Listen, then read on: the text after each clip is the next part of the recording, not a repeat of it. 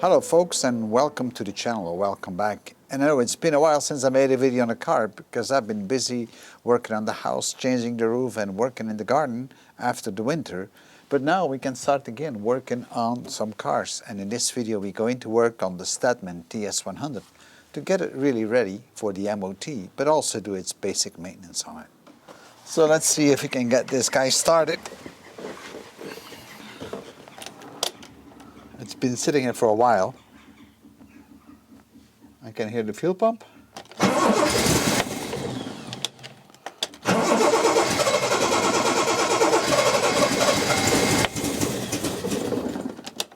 Almost.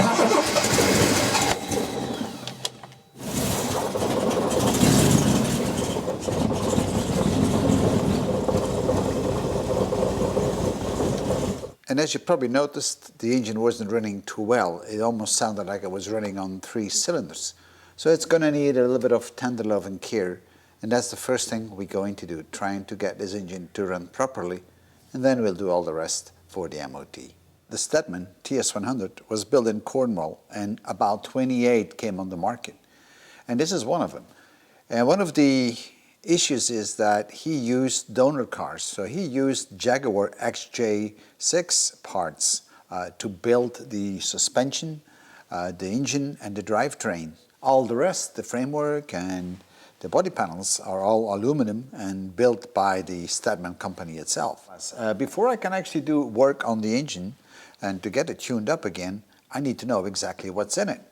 And as I said, the paperwork calls for a 2.8, but when I look inside, that doesn't look like a 2.8. To me, that looks like a 4.2 liter 6-cylinder from Jaguar.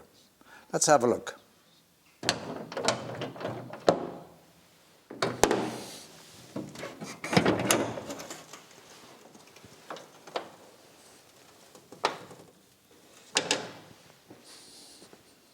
So as you can see, this is a pretty big block to be a 2.8, so this is for sure a 4.2, but we'll check actually the engine number.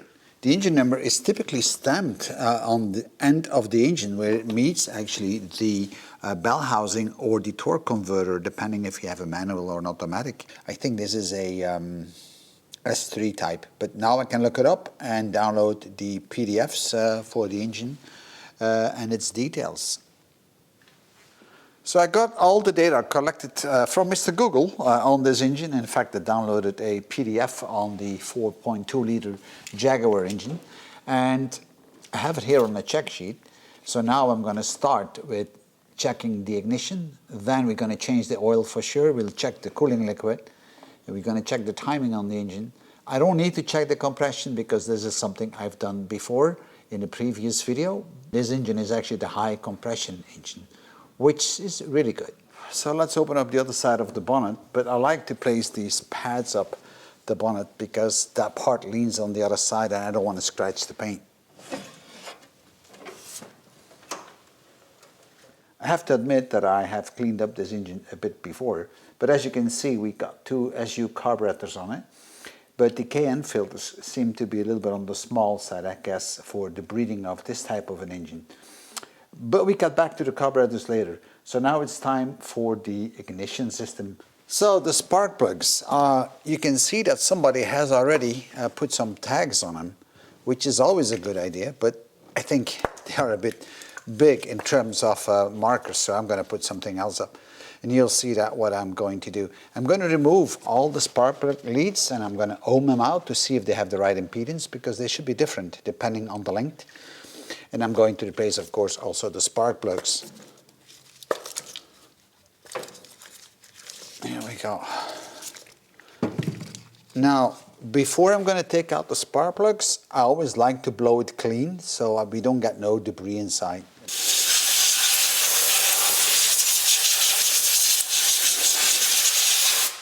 So hopefully the spark plugs are not too tight inside, because sometimes people over tighten them. That's all right. Now let's see what state the spark plug is in. And this looks not too bad. Spark plug 1 to 6, and you can see that the last 3 are a little bit white. If you look at the first 3, you see these are kind of more gray. So this spark plug has a light gray deposit on the electrode, and that is typically an indication that you're running too lean or the spark plug is running too hot.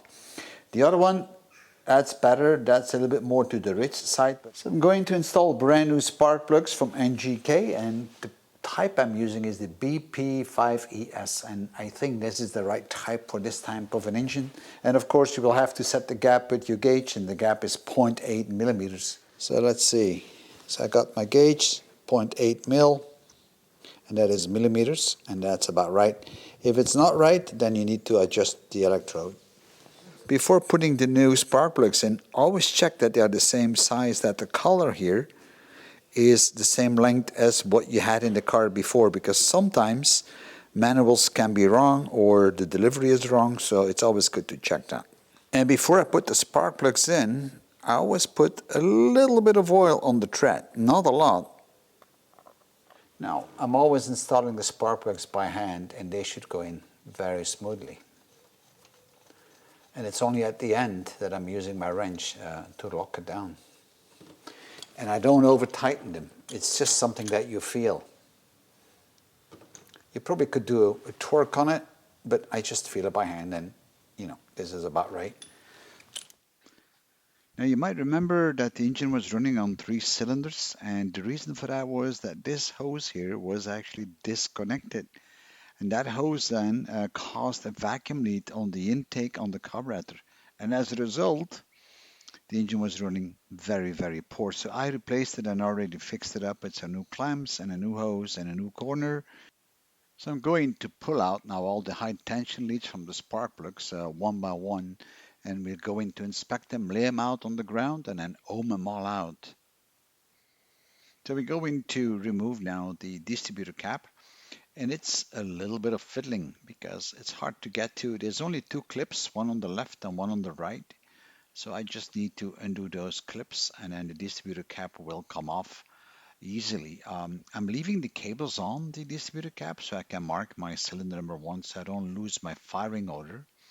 But I also need to disconnect the high tension lead coming from the high tension coil. And once all that is disconnected, I will be able to remove the cap by itself. I wish it was a little bit more easy to get to it, but okay. And here we have the rotor, and that looks in a pretty good state. And interestingly enough, this car already has a CSI ignition, so I'm very pleased to see that because it improves the sparks so much with a electronic ignition. And CSI is a pretty good brand, by the way. Now with the distributor cap out of the car, you now can check at the inside that all the contact points for each of the high tension leads and the center point is still in a good condition. Look for cracks and look for deposits. Also on the top, you should check all the rubber connections or the silicone connections to make sure that everything looks in a pretty good shape. So I have laid out all these high tension leads, and as you can see, they have actually different lengths. And that's by purpose, of course, because some spark plugs are further away than the other ones. And all of these leads have their unique impedance. They have to be between a certain range depending on the length of them. So for that, I'm going to use an ohm meter, and I'm going to set it to the 20 kilo ohms scale. And I wrote down the values of each of these cables already. And you can find this in the technical manual. So for that specific cable, it has to be between 6 and 14 kilo ohms. So I already have connected one side of my ohm meter to the inner side of the distributor for that lead. And now I'm just going to check it out, what my impedance is with the other probe. And I see 10.37 kilo ohms. Then that's well within the 6 to 14 kilo ohms. So this is how I'm going to check all of them. And then I'm going to relabel all of these. I'm going to get rid of the yellow ugly paper flags and put some plastic tie wraps up with a label on it. Everything is now tested and labeled, so it's ready to go back on. Now, in case you remove the cables from your distributor head, you got to remember what the firing order is. Now, never pull out these leads wildly. Always double check first and mark where lead number 1 is. It saves you a lot of hassle afterwards because it's easy to make a mistake, and I've done it many times. Okay, time to put back the distributor cap. Now that is key. You got to make sure you place it in the right direction. There we go, that's properly done. First the ignition coil, that's the middle one. And now I need to route all these cables, and I'm going to go with cylinder number 1 first, and then I'll build my way up. And cylinder number 1 now is going to go on the support here. I like to keep my high tension leads separated from each other because they can have induction to each other sometimes, so I like to avoid that. And that's why you have these guides that are actually can run these cables in the proper way. Whoops, this should go on the top. And then number 1, number 2, and that goes in here. There we go. I might pull it a bit. So that looks quite tidy. Right, so I'm going to work again my way up from spark plug number 1. And now we should have a proper order. And I'm just going to pull them back a little bit. So now it's time to check the advance on the car. And you can see the pointer right here in the front of the engine block. This is my reference, and then on the pulley itself, which is connected to the crankshaft, I have the different degrees of advance. And on this engine, I'm going to go for 8 degrees advance. Now, all this may not be very accurate, and you really need to listen to your engine on how good or how well it runs. Now, I'm going to use a strobe light to check out how much advance I have, and to do so, I will need to disconnect my vacuum on the distributor. Now, to check the ignition, you're going to need a strobe light. And that is always very handy. So let me use that one. I have one from Gunson, and this is pretty good. You can get them in all kind of price ranges, but these from Gunson are not too bad at all. This is the pickup point for the strobe light, and I'm going to connect it to the first spark plug. I'm going to try to start the car now, and then we can use the strobe light, but it needs to be warmed up a little bit, so we have a bit of RPMs at around 800 RPMs actually to look onto the exact timing, and then we can adjust it. So let me do that first and see if we can crank up this engine. All right.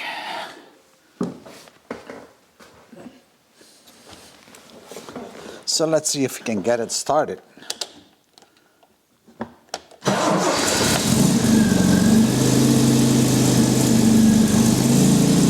It runs around 800 RPMs now, and that should be good to check the ignition. So if you look closely on the wheel, and hopefully you can see it, we are having way too much advance. So we need to reduce that quite a bit, because I should only have about 8 degrees. So I'm going to loosen up the distributor so I can rotate it, and for that one I need a 7/16 wrench. And it's a bit difficult to show you because it's all the way in the bottom, but there's a locking nut.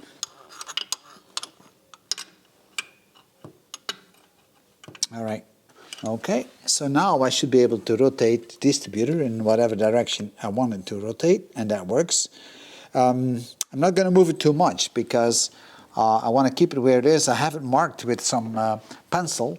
So now I'm going to start it up again and see if I rotate it, what happens with the engine actually.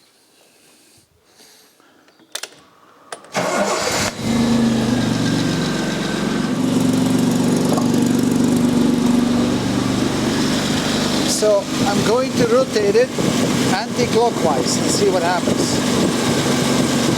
Now the engine gets slower, so that's no good. I'm going to rotate it to the other direction. You can see that the engine is now picking up if I rotate it clockwise.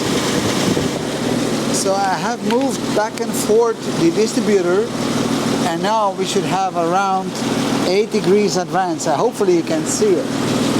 I'm not sure if you can or not. But that looks like 8 degrees. I actually have adjusted the distributor to the right timing, so now we got 8 degrees advance, and that seems to be good for this engine. It runs now smoothly. All I need to do now is to lock it down. And again, it's going to be tough to show you because it's all the way in there.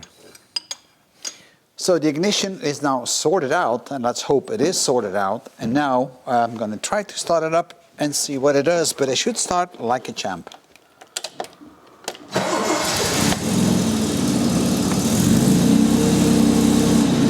And that sounds real good. Of course, I still have to do a test ride with it, but I'm quite happy. The engine runs at around 700 RPMs. We still have to do some work on the carburetors, and then all the dials. We still have to change the oil and the cooling liquid, but we do one thing at a time, of course. So I'm going to rev it up a bit and see what happens.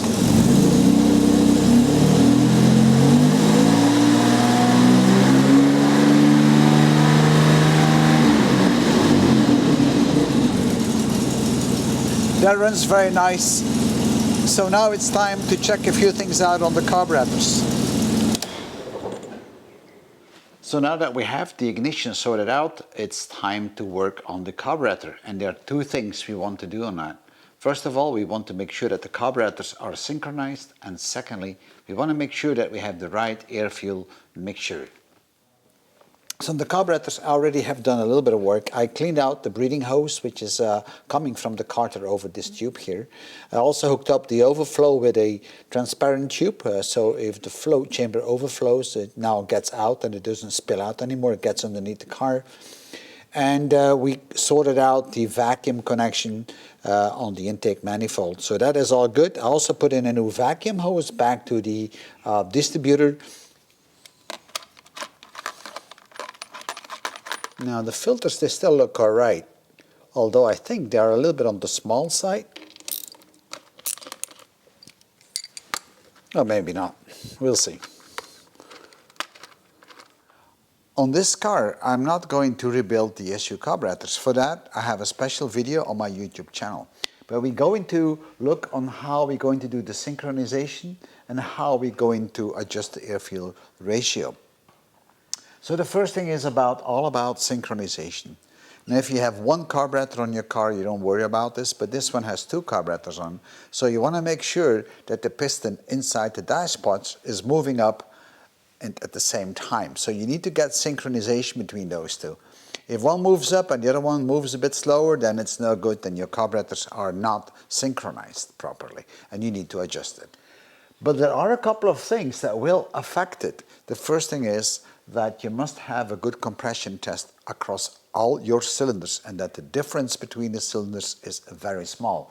If you do not have that in a good condition, then don't bother trying to synchronize your carburetors, because that ain't going to work too well. So that would be the first condition. Now on this car, we've done that work. We know we have good compression. The second thing that actually will affect the pistons moving up or down in the dashpots is the potential leak of vacuum.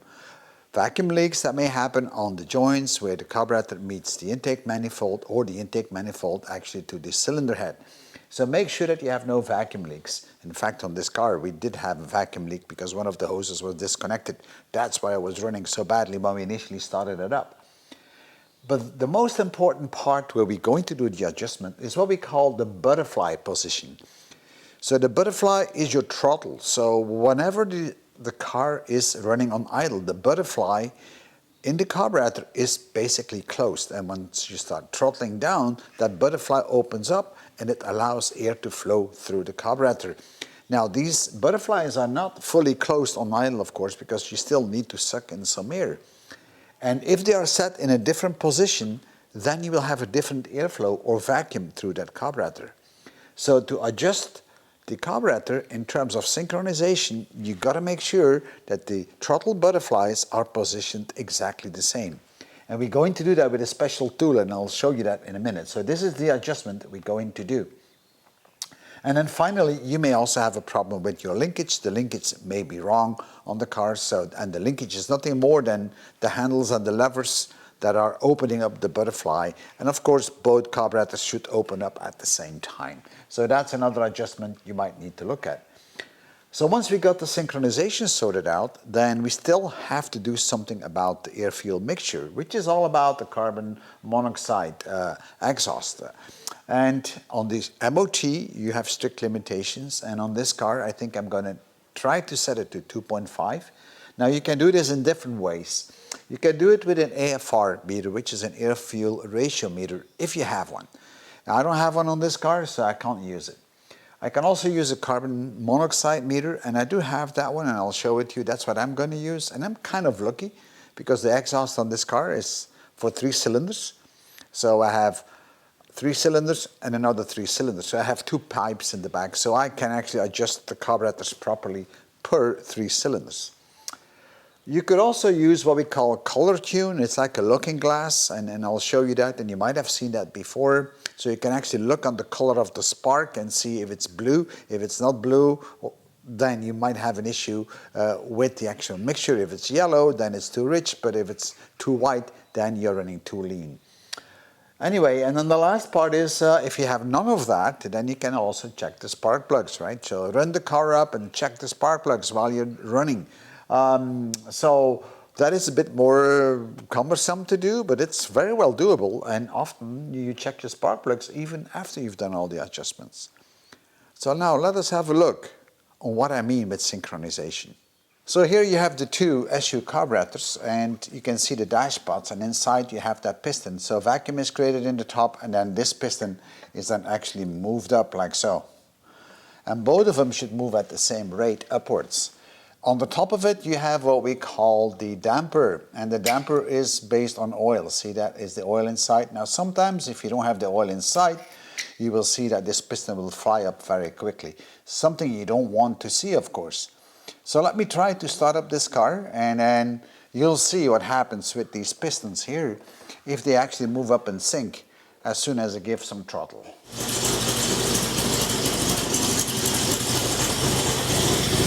So if I crank up the engine, watch the pistons, right?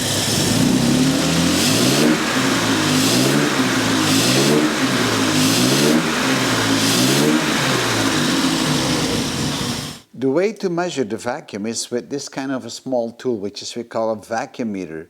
And there's a little tube on the side with a little ball inside, and we'll show you how much vacuum each carburetor has. So let me show you on how you need to apply it, and then we'll actually do some testing. Here we have our small vacuum meter, and you just place it in the front of the carburetor, and then on the side here you have a tube, and there's a little ball inside that will raise depending on the vacuum that you create. You may have to adjust the tool a little bit by turning this opening, because the opening might be too small. But you just let the engine run on idle, you check where that little ball is in that tube. It doesn't really matter where it is. And then you check the other carburetor in the same way, and that ball should be on the same height. If it's not, then you need to adjust the idle adjustment screw on those carburetors. Around 800 RPMs, and let's check the first carb. You see where that ball goes? It's like halfway in between the two. If I check the other one, that's way up. So that's a difference. So this butterfly is way too wide open compared to this one. And now I can actually adjust it. You see how that ball is kind of dropping down? And that's where it's supposed to be.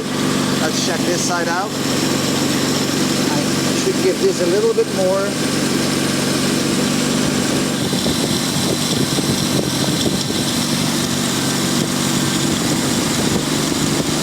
See, I'm bringing this guy up now.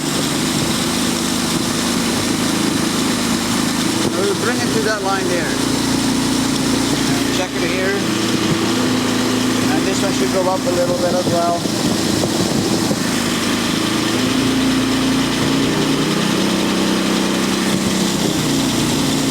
That's about right now on both sides, but it may be running a little bit too high on idle. And I think right now we have about the same arrangement. That one and that one. So I think now the carburetors are pretty much in sync. So as you have seen, adjusting the synchronization isn't all that difficult if you have the right tools. And these tools are not very expensive. I think this runs you about 25 euros or something like this vacuum meter. And it's a handy tool to really synchronize your carbs. If you have 3 carbs, you just do the same thing across the 3. Now in this case, I did not need to adjust my linkage, but maybe in your case, you might have to adjust the linkage. And that is another kind of procedure, but just look at the play you have in between all the levers and just make sure that the butterflies open up all at the same time. That's all there is to the linkage, really. All right, so let me show you a carburetor up close. This is a SU carburetor and it's a HIP 44, so it's not exactly the same as what we have in the Jaguar, but it's the same principle except that the flow chamber is underneath the carb and on the Jag it's on the side. But the brass plate that you see, this is what we call the butterfly. So if you depress the throttle, that will actually open up and allows more air to stream through the carburetor, thereby creating a vacuum, and then the piston moves up and now we have a variable venturi. Now if you're going to synchronize your carburetor, that's what you do. You set these butterflies to exactly the same position, so the airflow through the carburetors is exactly the same. Most of the time you find a little adjustment screw here on the top, and this is where mine is. I'm just going to turn it and keep an eye on the butterfly, and it's going to open up more. See how that opens? And now the trick is with synchronization that you place all those in exactly the same position, but also making sure that you don't rev it up way too high, because you got to find your balance between your RPMs and the position of the butterflies. Now before I'm going to adjust the mixture on the two carburetors, I want to make sure that the fuel line and the fuel supply is good. Now this car has an electrical fuel pump, it pumps properly, so I'm not going to bother measuring the fuel pressure. But this hose here is not something I like to see. This is not actually a fuel hose, so I'm going to replace that with a proper fuel hose. But not only that, I'm also going to install a fuel filter right here, so at least then the carburetors are protected from debris. All right.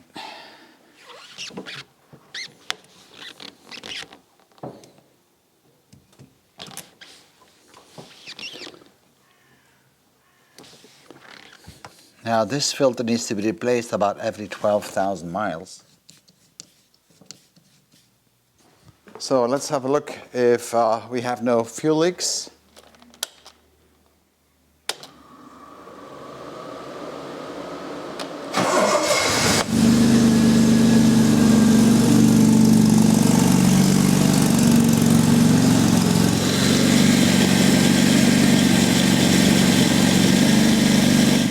So all that looks good. As this car has to go to the MOT, it has to meet the carbon monoxide emissions. And I'm going to set it at around 2.5, maybe 3. The higher the number, the richer the mixture is. So this is really checking on the mixture on the carburetor. So I'm going to adjust the carburetors by moving the jet up or down on the SU carburetors, depending on the reading that I have. Now I have 2 exhaust pipes on this car, 2 complete separate exhausts, so I can do this very easily for each carburetor. This part you actually slide into the exhaust, and then you can actually measure, but you have to calibrate it before you start.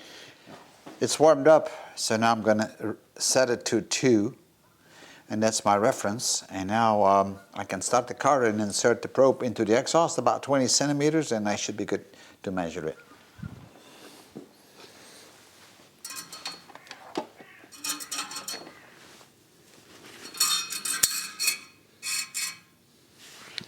And let's see what we got.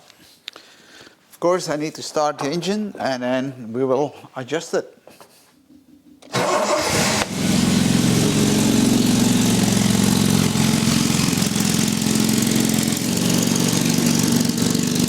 As you can see, we are running pretty lean for the moment.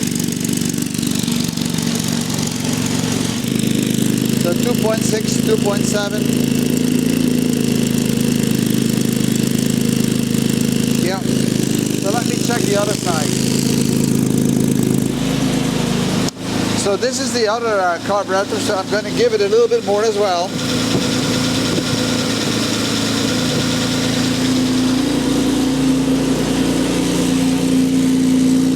So now that's going up to 2.8, 2.9. That's probably a little bit too much. 2.9, 2.8. Yep, I guess that's about right.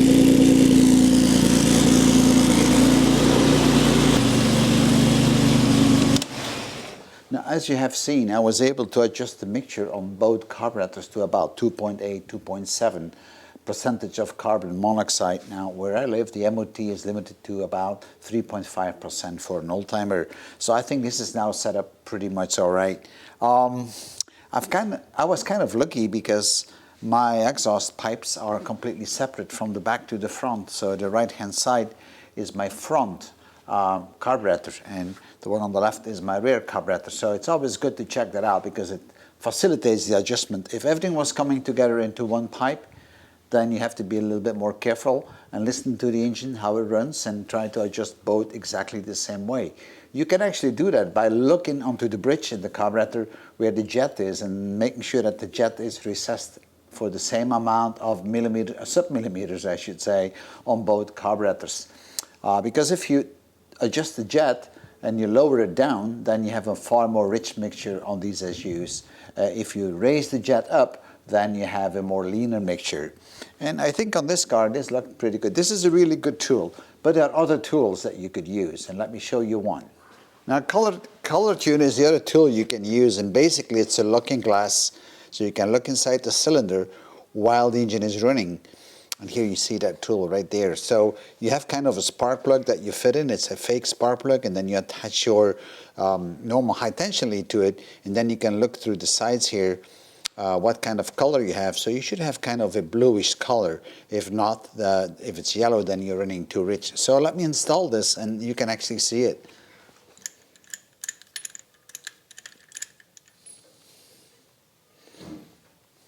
Here is that kind of fake spark plug, and that should just fit in fine. Make sure you have the washer on there. I have inserted this special spark plug in cylinder number 5, just as an example. And hopefully you can see this little white thingy sticking out here. So now I'm going to extend it up so I can put my spark plug lead onto it. And it comes with a enclosure as well, so you can have like a mirror on it to look at it. It all depends where you fit things, of course. And now all I need to do is to hook up my cylinder number 5 on the top of this. And now I should be able to look inside that, to the glass of that spark plug, and see what color it gives me once the engine is running.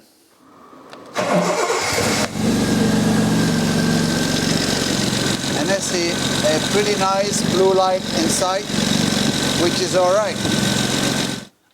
And of course, you can check out the spark plugs after you've driven it for a while, and it should be slightly gray, not too white, and then you know as well that your mixture is right. So that's also a good check. Drive it and then check the spark plugs. The next thing we're going to do is to do an oil change on this engine, and this engine takes about 8.5 to 8.8 liters of oil. So that's a lot of oil. So let's start filling this up. And it's always good to warm up the engine before you start. All right. I'm just going to let it drain out, and then we'll replace also the oil filter, and then we'll refill it. It's almost done dripping, so I'm going to put the plug back up with a new washer, and we'll lock it into place. And then we're going to remove the oil filter and refill it. There we go. And as this is an old engine, I'm going to put some classic oil in from Castrol XL20W15.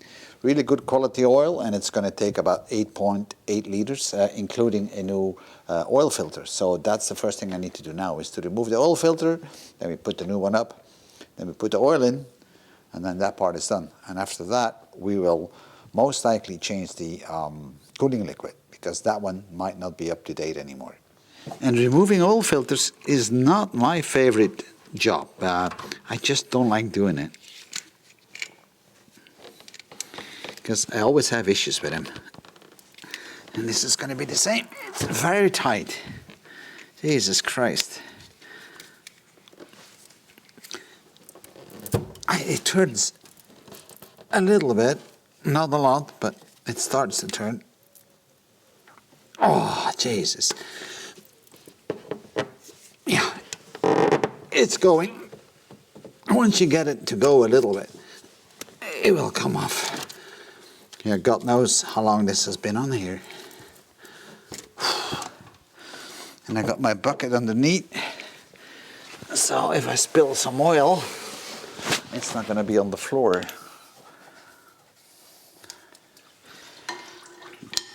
Here's the oil coming out.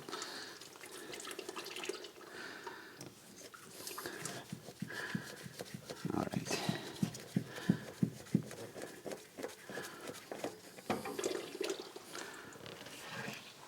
And here's the new one, and I have actually greased up a little bit or oiled up the seal. This is always a good thing to do. So I'm going to put that up. Not using a wrench, just hand tight. It actually says 10 Newton meters. And I'll put a marking on it in terms of date. So this is 04/03/22. And the mileage is 72,000 K. So let's give it some fresh oil. Now that's a hell of a lot of oil. Now typically when I do the oil filter, I like to fill it up with oil beforehand so it doesn't run empty when you start up the engine the first time. But in this case, because it's sideways mounted, I couldn't do it.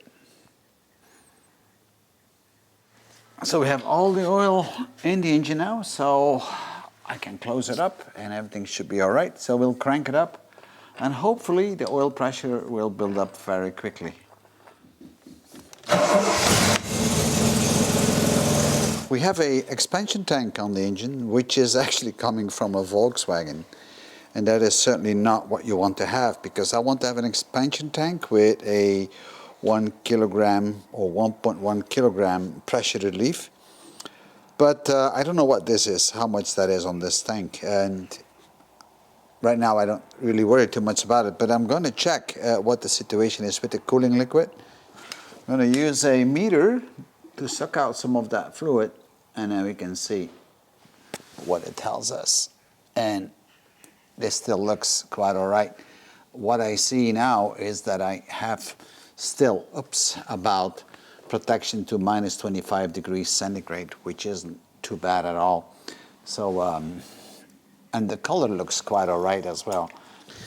Okay, so let's see if we can drain this baby. Hopefully this is the right place to do it,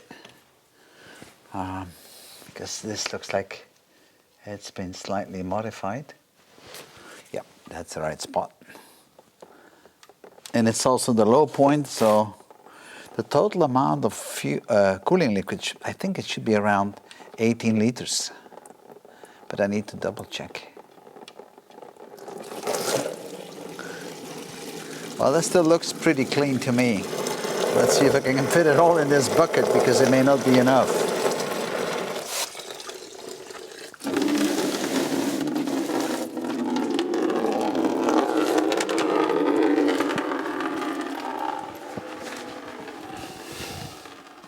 I'm going to refill the engine with some high quality cooling liquid, which is also protecting the engine from corrosion and so on, especially on aluminum blocks and so on. So this is really good stuff. This is concentrated, so you need to dilute it.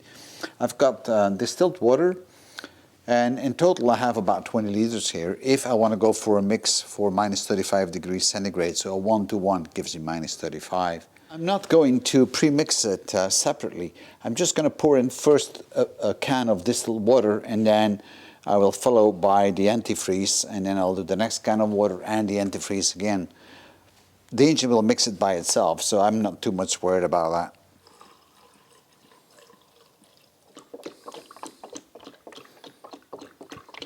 And it looks like we got roughly about minus 35 degrees. So this is exactly what I wanted to have. And here we got the old cooling liquid to be disposed of, and I got 2 cans, which is only about 10 liters, a little bit more, but I have still another half can somewhere else. So that's like 12.5 liters that went in, or that came out, and I put back in around 14, which is kind of not what the manual says, but maybe the radiator on this car is different. Anyhow, I'm going to try it out now, and we'll see how it goes.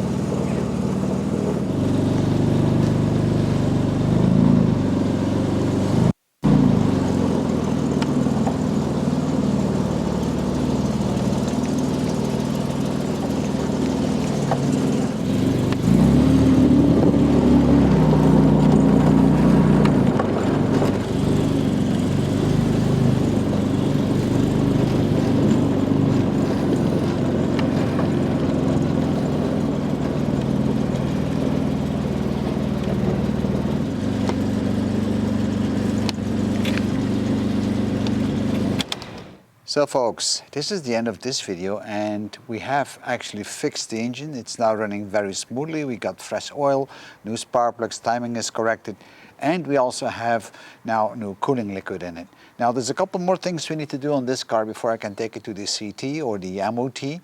I still need to check the brakes, but they look quite all right. But I still have to change the oil on the gearbox, not necessarily for the MOT, but I still want to do that together with the filter because this is an automatic gearbox. And then we need to do some work on all the dials and the gauges because I don't think all of them are working properly. So there's still a little bit of work to be done, and you'll see that in my next upcoming videos. Thank you for viewing, and I'll see you next time. Bye-bye.